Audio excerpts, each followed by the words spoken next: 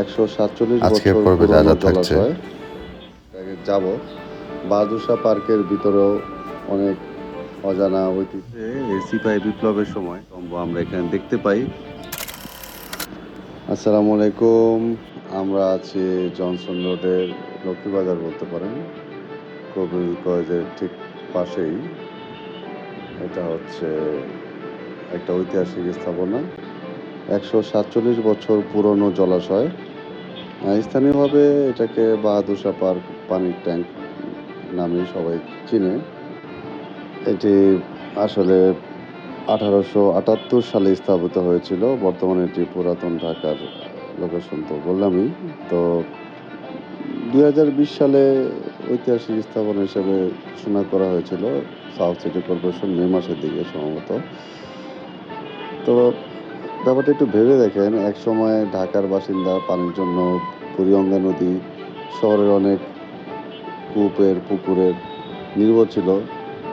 তো তখনই হঠাৎ নিরাপদ পানির প্রয়োজনের ক্ষেত্রেই আসলে এরকম একটা চিন্তা।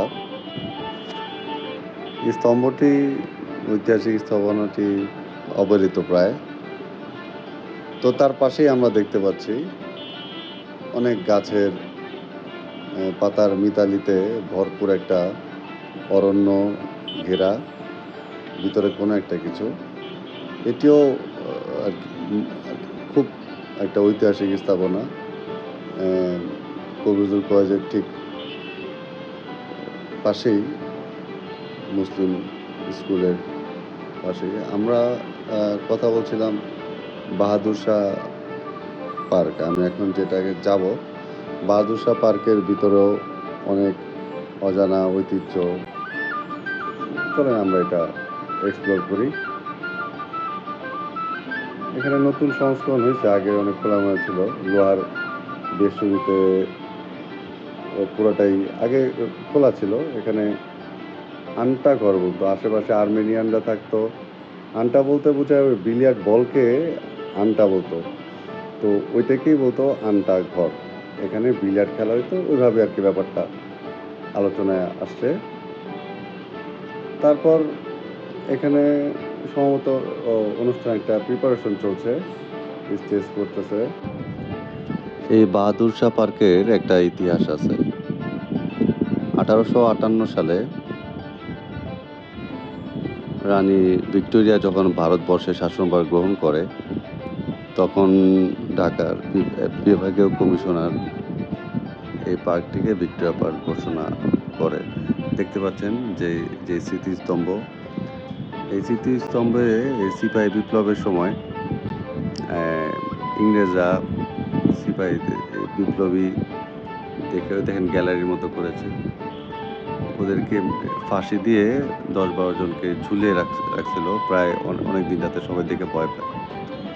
তো ইংরেজ গেল, তারপর সম্ভবত 1957 সালে নাকি 60-এর দিকে পাকিস্তানিরা এসে শতবর্ষ পূরণ হওয়ার পর এই স্তম্ভটি, স্মৃতিস্তম্ভটা সিপাহীদের কথা স্মরণ করে করে তারপর পার্কটির নামকরণ বাহাদুর শাহ পার্ক রাখা হয় ভিক্টোরিয়া পার্কের বদলে। পার্কটা মোটামুটি, আমি যখন ভিডিওটা ধারণ করছিলাম তখন সকাল 10টার মতো বাজে, প্রচণ্ড গরম ছিল ওই দিন। মোটামুটি হকার টকার বসায়া পার্কটার ইমেজ 12টা বাজাইছে অলরেডি, আমরা দেখতে পাচ্ছি। আসলে এটার বলার কোনো ইয়ে নেই, ওরা কি রেস্ট নিতে আসছে নাকি 10 জনের মতো। আশেপাশে কলেজ ইউনিভার্সিটি আছে, তো সবাই একটু বসে গল্পগুজব করবে, সময় কাটাবে, এটা স্বাভাবিক ব্যাপার। আর এখানে আরও কিছু ব্যাপার আছে। এখানে আমরা আরেকটা স্তম্ভ দেখতে পাই। 1957 সালে এই ভিক্টোরিয়া পার্ক থেকে বাহাদুর শাহ পার্ক হবার পরে আমাদের এখানকার যারা শাসকগণ ছিল, রাজা বাদশারা, তাদের প্রতি কৃতজ্ঞ আমরা সবসময় আছি। তো আমাদের এখানকার নবাব ছিলেন খাজা নবাব আব্দুল গনি। তার প্রিয় নাতি খাজা হাফিজুল্লাহর নামে একটা স্মৃতিস্তম্ভ আমরা এখানে দেখতে পাই। অ্যা দেখেন খুব আরকি অনেক ঐতিহাসিক ব্যাপার আসলে আমরা তো অলরেডি ওই স্তম্ভের মধ্যে স্টিকার-টিস্টিকার, পোস্টার-টোস্টার লাগিয়ে এটার পরিবেশটা মোটামুটি নষ্ট করার জন্য এখানে পাশে মাঝখানে সিটি কর্পোরেশন অ্যাম ক্যাফে-ট্যাফে ভাড়া-টাড়া দিয়ে একটা অন্যরকম পরিবেশ বানায় ফেলছিল। এখন স্কুলের বাচ্চারা খেলা দেখতে ভালোই লাগে। পার্ক তো সবাই বসবে, আসবে। কেউ জানবে না। ছোটখাটো জিমের মতো আছে। এই জায়গাটাই ভাড়া দিছিল কয়েকদিন আগে। খাবারের দোকানের মতো একটা ফাস্ট ফুড করছিল।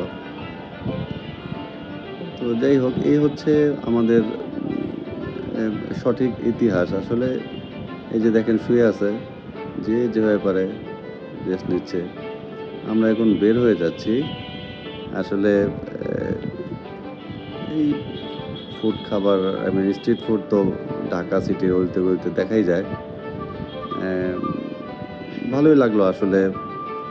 প্রতিদিনই আমার এই পথ দিয়ে হেঁটে যাওয়া হয়।